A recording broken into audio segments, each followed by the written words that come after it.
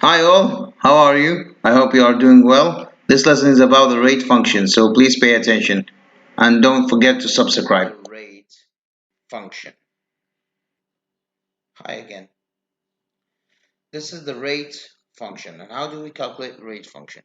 As I said, first thing, you need to read the question or the requirements very good and then analyze it, put a highlight on the numbers or values that you need to convert it to this table and then calculate the rate function. You have $20,000 and you want to invest it. So I have currently my present value is $20,000 and I need to pay it for my investment. So the present value here is minus $20,000.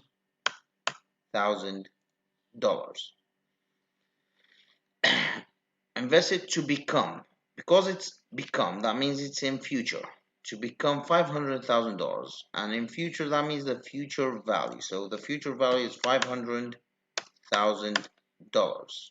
This is very easy till now.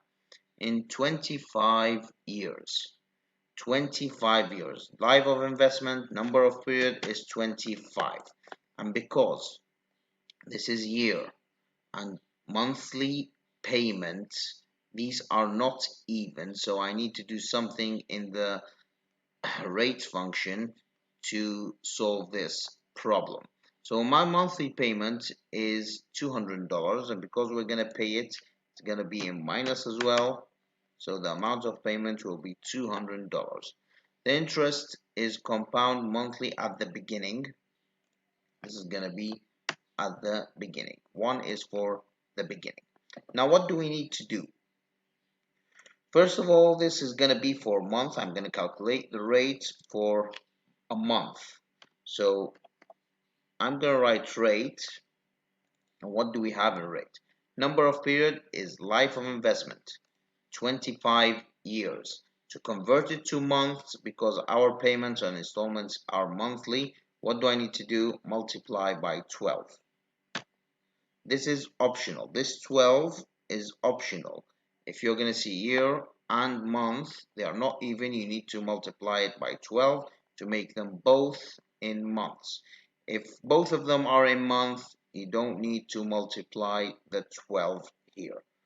Now, PMT is the payment. Yes, I have payment. PV, do I have PV? Yes, I have PV. Do I have future value? Yes. Do I have a type? At the beginning, I can see at the beginning is number one. Yes, I have closed the bracket. Now, this is going to be calculated for only 1 month. To do it annual, because my rate is annual interest rate, I need to multiply it by 12.